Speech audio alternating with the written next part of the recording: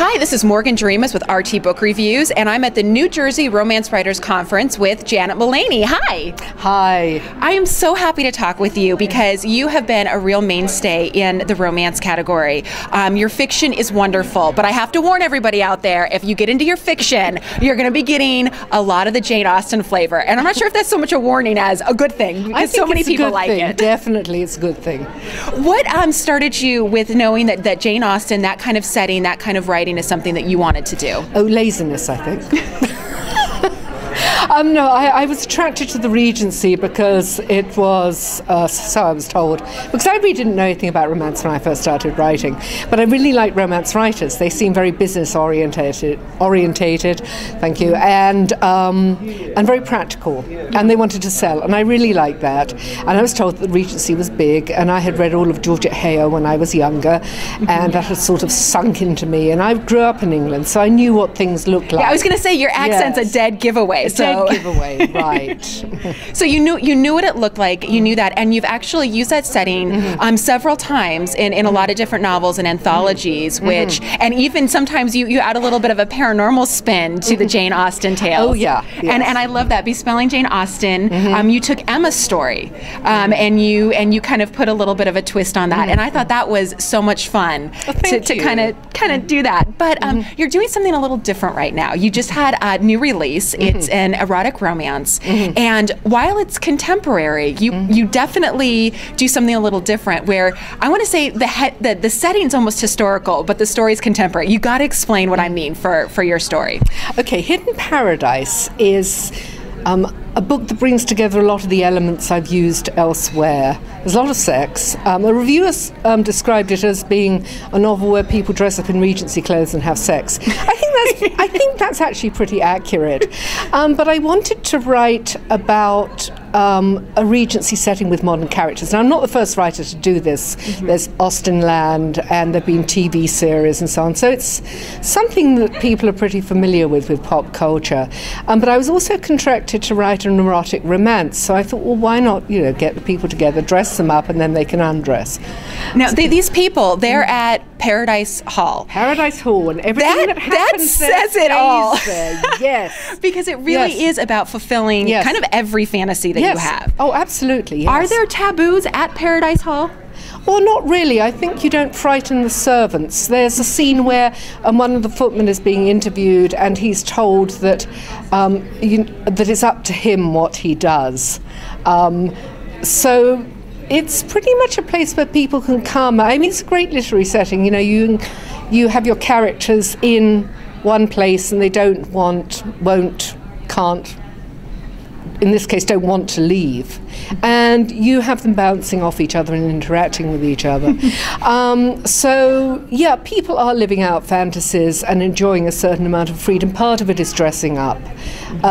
Something I really didn't emphasize that much in the novel, but I mean, Regency clothes are very, very sexy. So it's a good starting point. Absolutely. Now, the heroine in this novel, she is a recent widow. Yes. How did this change the dynamic of when she decides to get back, not so much dating, but actually, rediscover herself sexually? How does that change the dynamic from maybe some of the other novels that you've written? Well, I think this was a journey of discovery for Lou. She had recently been widowed, as you say, and she'd been involved with the research involved in Paradise Hall as her husband had been. So it was partly a sort of tribute to her late husband and partly a way of trying to find him again, because at the beginning of the book she knows that she's beginning to forget him, and that's making her sad, so she's dealing with a lot of grief. And so she comes to Paradise Hall with the expectation that she'll change or she will heal in some way. And I don't think she's thinking of falling in love again at that point. Certainly not. Or even having sex. But, things happen. Things happen. It is Paradise Hall, after all. So is there a specific place in England that you had in mind for the actual setting itself? Obviously, this Paradise Hall doesn't exist. It is fiction. Sadly, no. But neither does Mac, the hero. The hero. But is there a place that you kind of had in your mind's eye when you were designing this? Not really. It was sort of conglomeration of many places, I think. And it's I would say it's your sort of fairly standard, generic Georgian house. And I'm also interested in historic houses and renovation. I'm a volunteer at a Federal era house called Riversdale House, which is in Maryland. And so I became very interested in paint restoration and plaster work and that sort of thing. So I was able to talk about that in the book, which made me very happy. And I don't know if my editor found paint restoration nearly as sexy as I did. But well, between the clothes and, like you said, the hero Mac, you know, it all came together. And the paint colors. And the paint colors. Well, no, yeah, but it really gives the realistic feel to it, though. It really puts that setting in mind. I think with historic houses, people don't realize what an enormous amount of messing around with happens to them to renovate them.